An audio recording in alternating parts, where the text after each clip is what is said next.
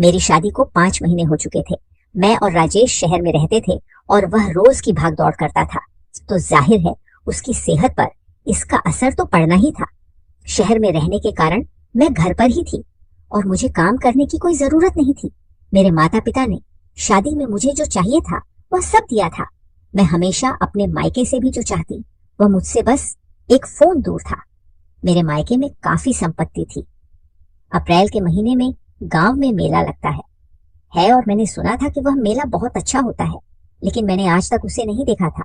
इस बार मैंने बड़े मन से ससुराल जाने का फैसला किया। ससुर जी गांव में खेती करते थे और घर में सासू माँ थी जो मेरे आने से पहले सब काम संभालती थी। मैं देखती थी कि वे काम कर रही थी, लेकिन कभी कभी वे अपना मुंह बना लेती थी, जिसे मैं रोज नहीं देख सकती थी। इसीलिए मैंने ससुर जी से घर के काम की समस्याओं के बारे में बात की। मैंने उन्हें घर में काम करने वाली एक महिला रखने की सलाह दी। ससुर जी ने शाम को एक काम वाली महिला को बुला लिया। अब मुझे और सासू माँ को घर के काम करने की जरूरत नहीं थी, लेकिन फिर भी सासू माँ मुझे ससुर जी के पास जाकर शिकायत करती दिखी।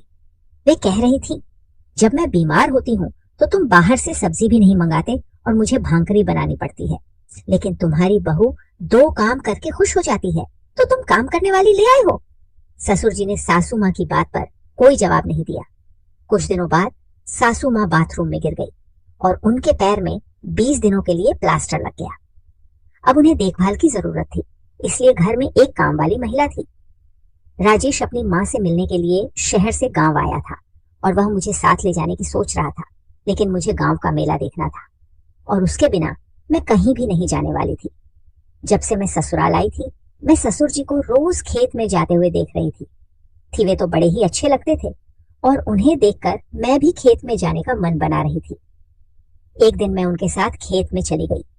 वहां जाकर मुझे कुछ महिलाएं साड़ी पहनकर खेत में बीज डालते हुए दिखाई दी, जबकि मैंने तो एक छोटा वन पीस पहना हुआ था, क्योंकि मुझे शहर के कपड़ों की आदत हो गई थी। ससुर जी ने मेरे कपड़ों के बारे में कुछ नहीं कहा, वे मुझे वैसा ही रहने देते थे। मैंने कुछ महिलाओं के काम को ध्यान से देखा और थोड़ी देर बाद मैंने भी उनके जैसा बीज डालना शुरू कर दिया। बीज डालते डालते मैंने एक लाइन पूरी कर ली। जैसे ही मेरी लाइन खत्म हुई, मुझे पता ही नहीं चला कि ससुर जी मेरे पीछे खड़े थे। जब मैंने आखिरी बीज डाला तो मैं सीधे ससुर जी से टकरा गई। मुझे नहीं पता था कि वे कब मेरे पीछे आए।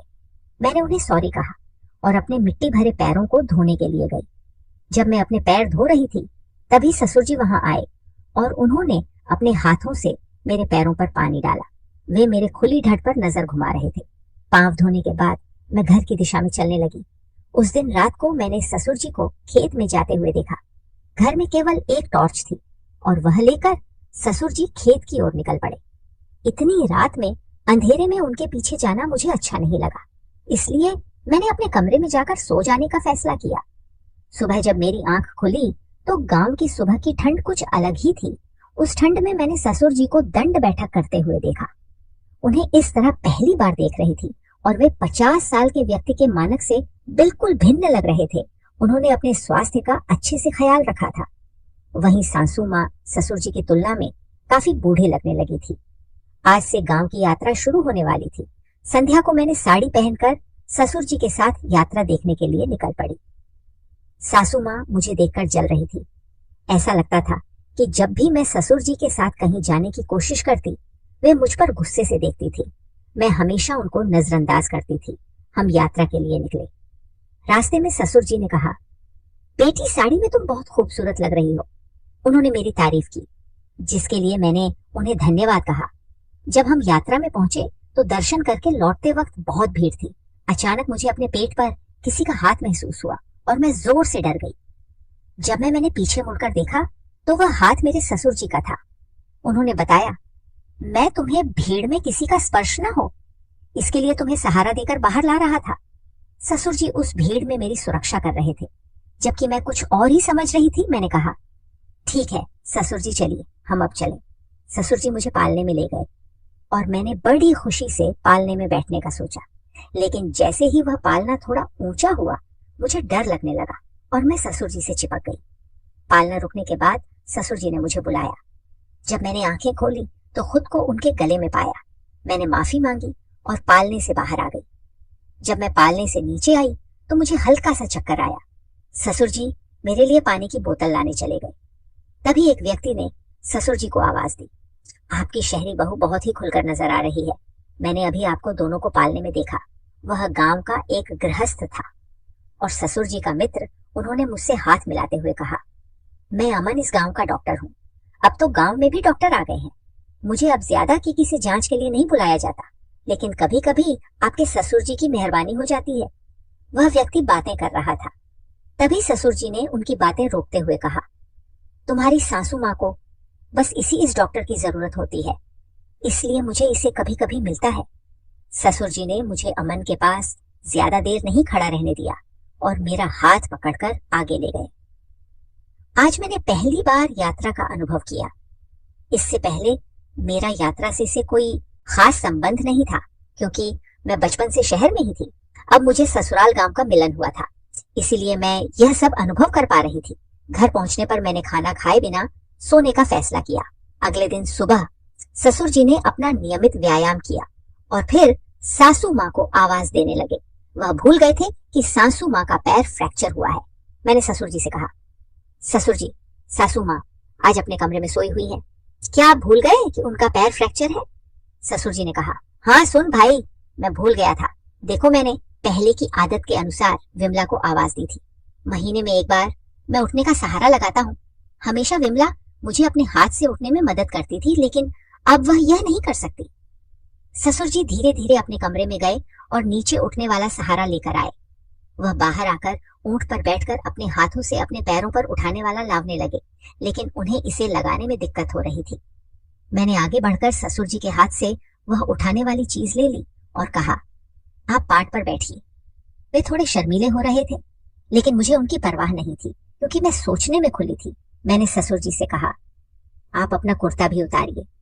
अब तो वे और भी ज्यादा परेशान हो गए। मैंने उन्हें समझाया, मैं आपकी बहू नहीं, आपकी बेटी की तरह हूं, आप ऐसा समझिए।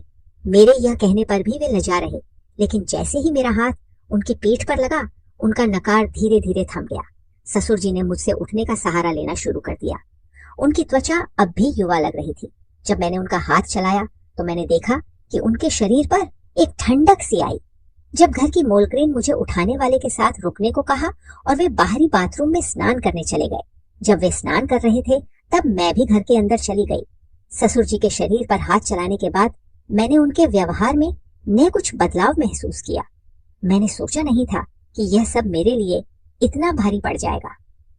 रात को मैंने ससुर जी को खेत की ओर जाते हुए देखा। मेरी कमरे की खिड़की से खेत का रास्ता साफ नजर आता था।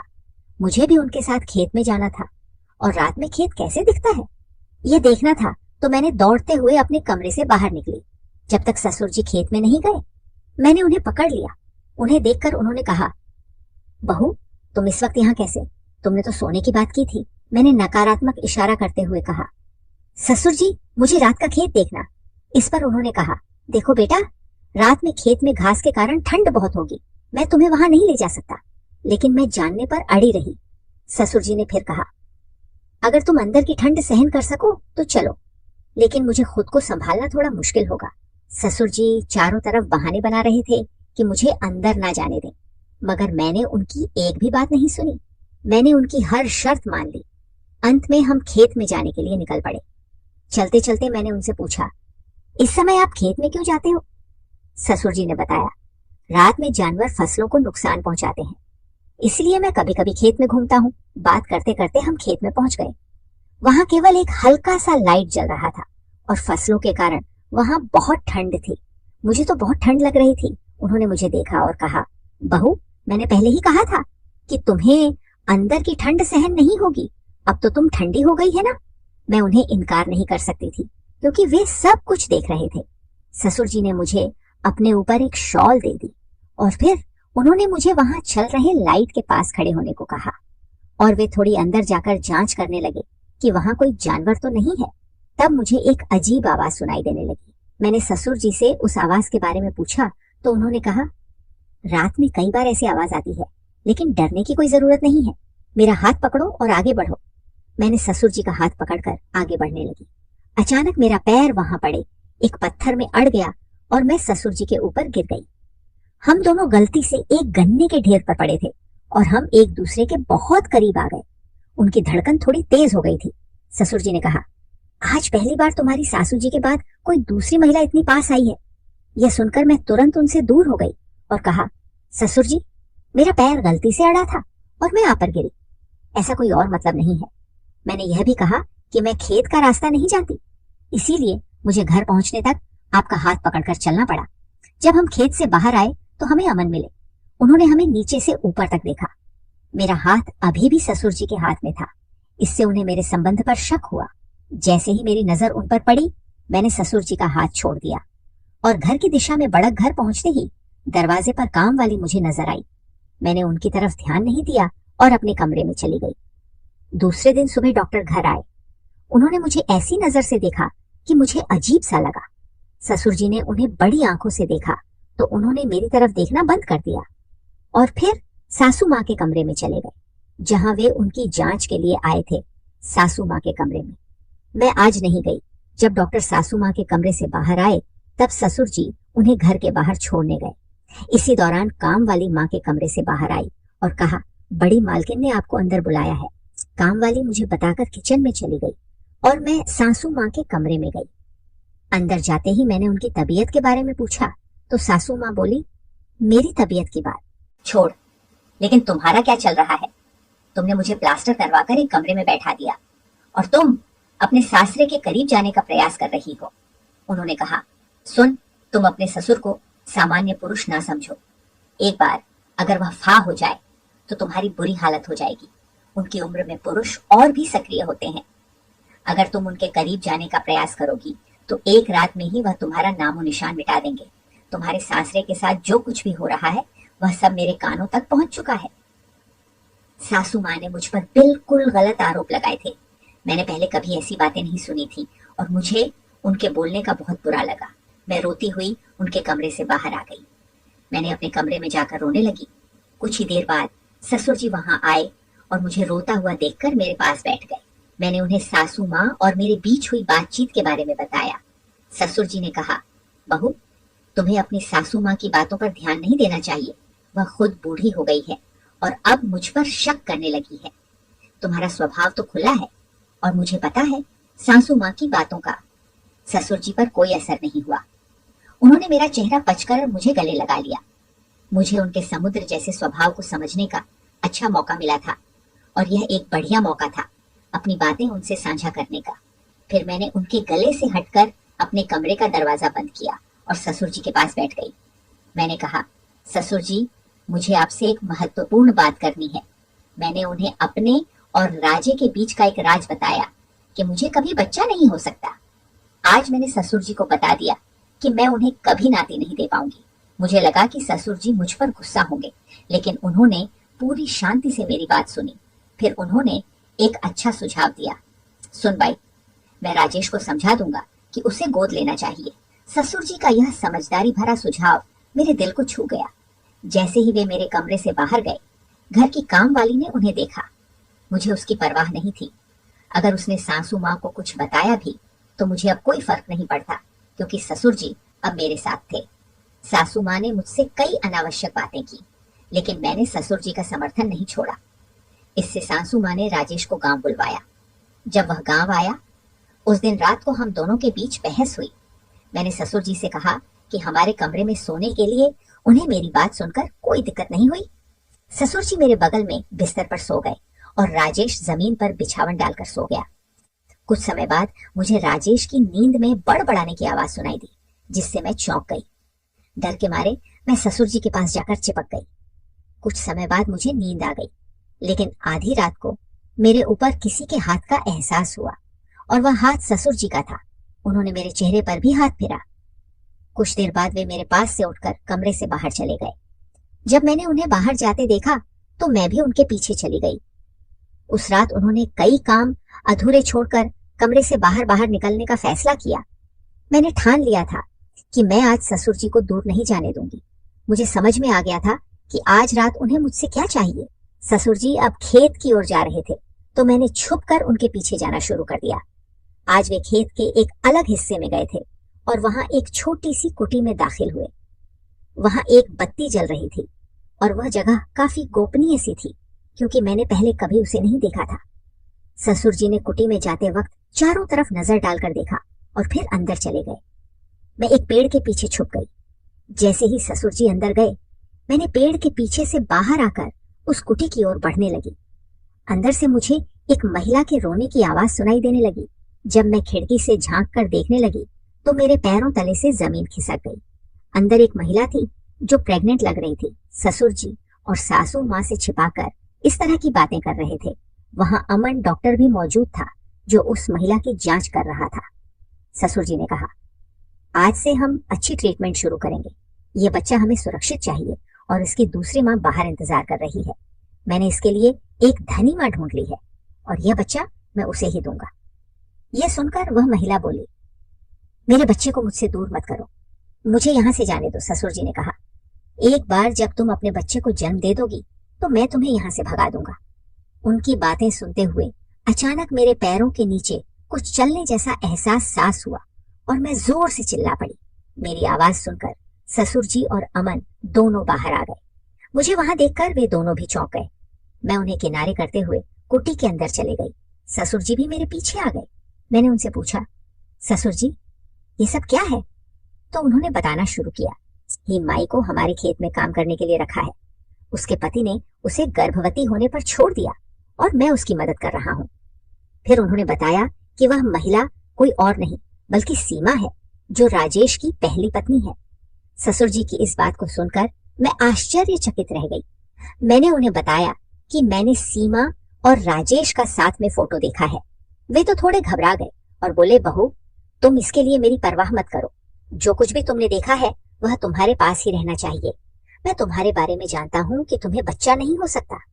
यह राज मैं अपने पास रखूंगा। जैसे उसने बच्चे को जन्म दिया है, तुम भी उस बच्चे को लेकर शहर चली जाना। तुम पर कोई सवाल नहीं उठाएगा, यह मेरी जिम्मेदारी है। बच्चे के जन्म के बाद सीमा का क्या होगा वह मैं देख लूंगा। तुम्हारे जीवन में कोई विघ्न नहीं आना चाहिए। तभी राजेश उस कमरे में आया। उसने अपने पिता की बातें सुन ली थी। मैंने ससुर जी से कहा, शादी के बाद से आज तक मैंने राजेश के साथ एक भी दिन प्यार से नहीं गुजारा। हर 3-4 दिन में मुझे उसके मुंह से सीमा नाम सुनाई देता है। उसने कभी अपनी पहली पत्नी के बारे में मुझसे नहीं बताया, लेकिन वह हमेशा सपने में उसका नाम लेता था। मैंने उसका फोन चेक किया और उसने सीमा के साथ उसके कई फोटो देखे। मैंने स्पष्ट किया कि सीमा का रहस्य जानने के लिए ही मैं यहाँ आई थी। मैंने उनसे झूठ कहा कि मुझे बच्चा नहीं हो सकता क्योंकि मैं चाहती थी कि मैं उनका असली चेहरा देखूं। जब अमन रात को हमें खेत के पास मिला था तब मुझे केवल शक हुआ था।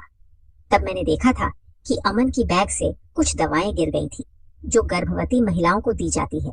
मुझे पता था कि अमन प्रसव विशेष सज्ज है और मैंने कुछ लोगों से इसके बारे में भी सुना था। तुम्हारे अपने बच्चे को दत्तक देने की योजना थी, यह सब मैंने समझ लिया था। तभी राजेश ने कहा, बाबा आपने तो मुझे बताया था कि सीमा किसी के साथ भाग गई, लेकिन आपने उसे यहाँ क्यों बंद रखा है? ससुर जी इस पर कुछ नहीं कह रहे थे, बस सिर झुकाकर खड़े थे। तभी सीमा बोली, राजेश जब तुम शहर में थे तब तुम्हारे माँ बाप मुझसे पैसे मांगते। मेरे पिता ने शादी में दहेज के लिए अपनी खेती बेच दी थी और अब उनके पास कुछ भी नहीं बचा। मैंने उनके सामने पैसे मांगने की हिम्मत भी नहीं की। तुम्हारे माँ बाप ने मेरा बहुत उत्पीड़न किया।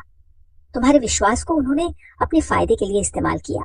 उन्होंने कहा कि मैं भाग गई हूँ क्योंकि वे तुम्हारा विवाह किसी और अमीर लड़की से कराना चाहते थे। वह अमीर लड़की उनके लिए काफी पैसे दे सकती थी। तुमने उनके शब्दों पर विश्वास किया और यह मान लिया कि मैं भाग गई हूँ, लेकिन मेरा प्यार सच्चा था, इसीलिए हमारी आज मुलाकात हो सकी। सीमा ने आगे कहा, जब ससुर जी ने मुझे यहाँ लाया तब मुझे गर्भधारण के लक्षण दिखाई देने लगे। ये बच्चा हमारे प्रेम का प्रतीक है। अगर तुम आज यहाँ नहीं आते तो इन लोगों ने मेरे साथ जो किया होता वह मैं नहीं बता सकती। ससुर जी ने पैसे के लिए राजेश की दूसरी शादी कर ली थी। मुझे शादी के समय इस बात का पता नहीं था कि राजेश की पहले से ही शादी हो चुकी है। पहली नजर में वह मुझे पसंद आया था, इसीलिए मैंने उससे शादी करने के लिए हाँ कर दी। यह सब सुनकर मैं सोच में पड़ गई। हर बात ने मुझे और उलझा दिया था।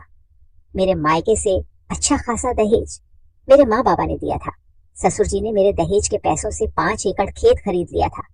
इतना मात्र नहीं, मेरे पिता ने शहर में एक फ्लैट भी खरीद कर दिया था, लेकिन राजेश को मेरे मायके के पैसों में कोई रुचि नहीं थी। उसके माँ बाप ने जो कहा उसे उसने सुन लिया था।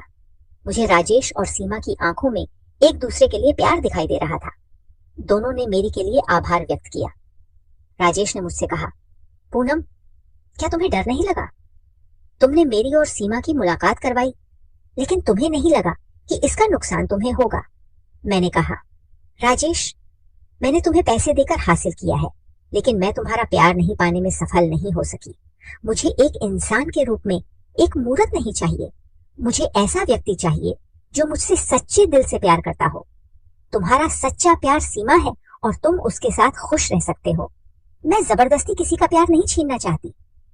उस दिन पहली बार राजेश ने मुझे मुस्कुराते हुए गले लगाया। अगले कुछ दिनों में हमने आपसी सहमति से तलाक ले लिया। राजेश सीमा को लेकर शहर चला गया। उसके माँ बाप आज अपने के पर पछता रहे हैं। उन्होंने पैसे को अपने बेटे की खुशी से ज्यादा महत्वपूर्ण समझा था, लेकिन अब पूछने पर भी उनका बेटा उनके पास नहीं है। आज वे अपनी उस वास्तविक संपत्ति से वंचित हैं, जो कि उनका बेटा, बहू और नाती है। ये कहानी आपको कैसी लगी? अगर आपको ये कहानी पसंद आई हो तो वीडियो को लाइक करें और चैनल को सब्सक्राइब करें।